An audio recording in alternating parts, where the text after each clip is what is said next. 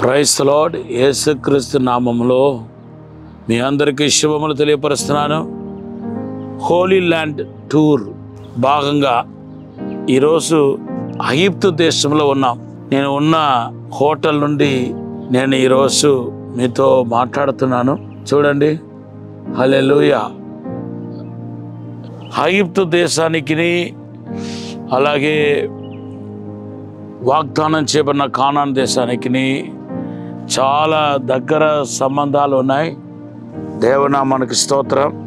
ఈ Holi land tour వచ్చినప్పుడు మన పెద్దలు మరి వేద పండితులు ఐగుప్తు దేశాన్ని కూడా టచ్ చేసుకుని వెళ్ళటం మనం చూస్తున్నాం. ఒక ఇండియన్సే కాదు, విదేశాల నుండి వచ్చేవారు కూడా ఇస్రాయల్ దేశం దర్శించిన తర్వాత, లేకపోతే ఇస్రాయల్ దేశం దర్శించడానికి ముందు ఐగుప్తు దేశాన్ని కూడా దర్శించి వెళ్ళటం జరుగుతుంది. మన పితరులైన అబ్రహాము, ఇస్సాకు, యాకోబు, యోసేపు, ఇశ్రాయేల్ ప్రజలు, యేసు, ఇట్లా అనేకులతో ఈ యొక్క ఐగుప్తు దేశం ముడివేయబడి ఉంది. ఐగుప్తు దేశాన్ని గురించి మనం చెప్పాలంటే చాలా విషయాలు చెప్పాలి. వాగ్దానం చేయబడిన కానాన్ దేశాన్ని గురించిన వర్తమానాలు ఎంత ఉన్నాయో అంత ఐగుప్తు దేశాన్ని గురించి కూడా మనము చాలా చెప్పుకోవచ్చు, మాట్లాడవచ్చు. కానీ సమయాన్ని దృష్టిలో పెట్టుకొని నేను క్లుప్తంగా నా మనసులో పడుతున్న కొన్ని విషయాల్ని మీతో పంచుకోవాలని చెప్పి ఆశపడుతున్నాను. అయితే దేవుని బిడ్డలారా, ఈ ఐగుప్తు దేశం మన సూయస్ కెనాల్ దగ్గరకు వచ్చినప్పుడు ఒకటి ఆఫ్రికా ఖండం, ఇంకొకటి ఏమో ఆసియా ఖండం, రెండు డివైడ్ చేసే దేశముగా మనకు కనపడుతున్నాయి. కాబట్టి ఇది చాలా పేరు ప్రఖ్యాతి పొందిన మరి దేశముగా మనకు కనపడుతుంది. చాలా పురాతన కాలపు చరిత్రలో ఐగుప్తు దేశాన్ని గురించి రాయబడి ఉంది. అయితే త్వరగా మనము వర్తమానానికి వస్తే, మొట్టమొదటిగా మనకు బైబిల్లో కనపడుతున్న ఐగుప్తు దేశంలో అడుగుపెట్టిన వ్యక్తి ఎవరంటే అబ్రహాం అనే విషయాన్ని మీకు జ్ఞాపకం చేస్తున్నాను.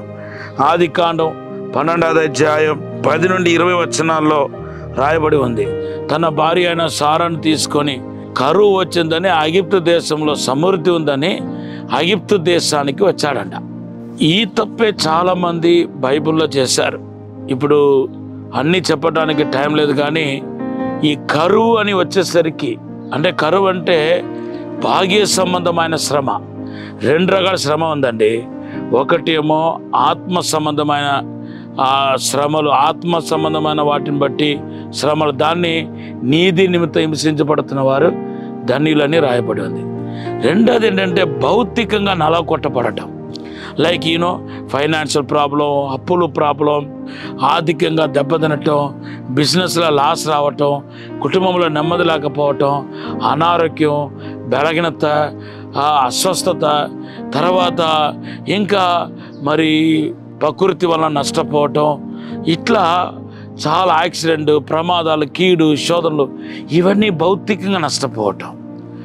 ఎప్పుడైతే అబ్రహాం భౌతికంగా నష్టపోయాడో వెంటనే ఆ టెంపరరీ రిలీఫ్ కోసం ఐగుప్తు దేశానికి వెళ్ళిపోతే బాగుంటుంది కదా అని దేవుడిచ్చిన వాగ్దానం, దేవుడిచ్చిన మాట, మరి దేవుడు ఎక్కడ నియమించాడో చాలా ఇంపార్టెంట్. అవన్నీ మర్చిపోయి వెళ్ళిపోతున్నాను.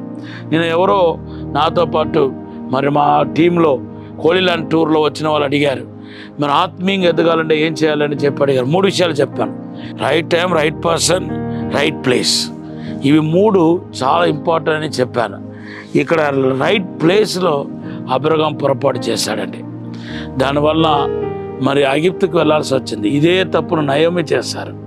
ఇంకొకటి కూడా మీరు గ్రహించాలి, పెద్దలైన మన తప్పు చేస్తే అదే తప్పు, అదే శాపం మన పిల్లల జీవితంలో తరతరాల్లో కొనసాగించడానికి ఛాన్స్ ఉన్నాయి.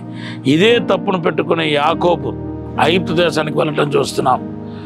దేవుని బిడ్డలారా, మరి ఈరోజు పరిశుద్ధాత్మ దేవుడు మనతో మాట్లాడుతున్నాడు.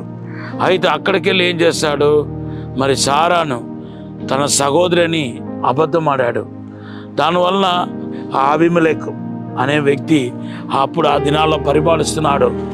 అతనేం చేశాడంటే, ఈవిడ అందంగా ఉంది కదా, ఇది ఇతరుల భార్యను ఉంచుకోవటమే తప్పు, కానీ ఈమెకి పెళ్ళి కాలేదు కాబట్టి నాకు భార్యగా చేసుకోవటం నథింగ్ ఈజ్ రాంగ్ చెప్పి తన భార్యగా చేసుకోవటానికి ఆమెను తీసుకొచ్చేయమన్నాడు. కానీ దేవుడు ఊరుకోలేదు. బైబిల్ చెప్తుంది, అబీమెలెకు కుటుంబం అందరినీ మొత్తాడని పరిశుద్ధ గ్రంథంలో రాయబడి ఉంది. అప్పుడు పరిపాలించిన ఐగుప్తు దేశపు రాజు అయిన అబీమెలెకు భయపడిపోయి దేవునికి మొరపెట్టాడు. దేవునికి మొరపెడితే దేవుడు బాగు చేశాడు. అయితే దానికి గుర్తుగా ఏం చేశాడంటే, తన వెండి బంగారం అంతా అతనికి ఇచ్చినట్టుగా మన పరిశుద్ధ గ్రంథంలో చూస్తున్నాం. దేవుని బిడ్డలారా, 13వ అధ్యాయానికి వచ్చేసరికి బైబిల్ చెప్తుంది, వెండి బంగారు ఆస్తి గల వాడే అబ్రహాం అయ్యాడంట. అవి ఆదికాండ 13వ అధ్యాయం 2-3 వచనంలో మనం చూస్తున్నాం. దేవుని బిడ్డలారా, మరి వెండి బంగారం మరి ఎలా వచ్చిందంటే కీడును ఆశీర్వాదకరంగా మార్చాడని మనం చెప్పవచ్చు అనమాట. ఈ దినాల్లో కూడా దేవుడు కీడును ఆశీర్వాదకరంగా మన జీవితంలో మారుస్తున్నాడని చెప్పటంలో ఎటువంటి సందేహం లేదు. దేవుడు నామానికి స్తోత్రం.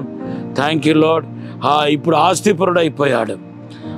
అతను ఏం చేస్తాడంటే, భయపడిపోయి ఇంకా నేను తప్పు చేశానని దానికి ఈక్వల్గా కాంపెన్సేషన్ కింద ఏం చేస్తున్నాడంటే, తన వెండి బంగారం పనికెత్తలు పనివాళ్ళు, తన ఇంట్లో పనిచేసిన పనికెత్తలు పనివాళ్ళని ఆగరణ పడుతున్న ఆమె ఎవరంటే, సాక్షాత్తుగా ఈ ఫరో ఎవరైతే ఉన్నారో, ఐగుప్తు దేశాన్ని పరిపాలించిన ఫరో ఎవరైతే ఉన్నారో ఆయనకు అప్పటికే చాలామంది భార్యలు ఉన్నారు. అయితే వాళ్ళ పిల్లల్లో ఒక్కరిని ఇచ్చారంట. ఆమె ఆగరని మనము గ్రహించవచ్చు. సో ఇలాగా దేవుడు కీడును అబ్రహాముకు ఆశీర్వాదకరంగా మార్చటాన్ని మనం చూస్తున్నాం. శారాన్ని తీసుకెళ్ళటం చేయటం ఇవన్నీ రాంగే, తప్పే, పెద్ద పొరపాటు జరిగింది. కానీ అబ్రహాం పక్షంగా ఉన్న దేవుడు దాన్ని కూడా ఆశీర్వాదకరంగా మార్చటాన్ని మనం చూస్తున్నాం. ఈరోజు పరిశుద్ధాత్మ దేవుడు మీతో మాట్లాడుతున్నాడు. మీ జీవితంలో కూడా ఏదైనా కీడు జరిగి ఉంటే దాన్ని ఆశీర్వాదకరంగా మారుస్తాడని ఈ ఐగుప్తు దేశపు అనుభవం మనకు తెలియపరుస్తుంది. పరిశుద్ధము నమ్మకమైన పరలోక తండ్రి, నీకు వందనాలు, స్తోత్రాలు ప్రభా. మమ్మల్ని క్షమించి, మన్నించి, పరిశుద్ధపరిచి, శుద్ధీకరించి, ప్రాణాత్మ శరీరంలో నీ అభిషేకం ఇచ్చి ఐగుప్తు దేశం నుండి ప్రభా ఒక ప్రత్యేకమైన ఆశీర్వాదాన్ని యేసు నామములో పలుకుతున్నాను తండ్రి. అసాధారణమైన అద్భుతమైన కార్యం జరగాలని ప్రార్థిస్తూ దీవించి బలపరచమని యేసు నామములో అడిగి వేడుకుంటున్నాము తండ్రి. ఆమెన్. Amen.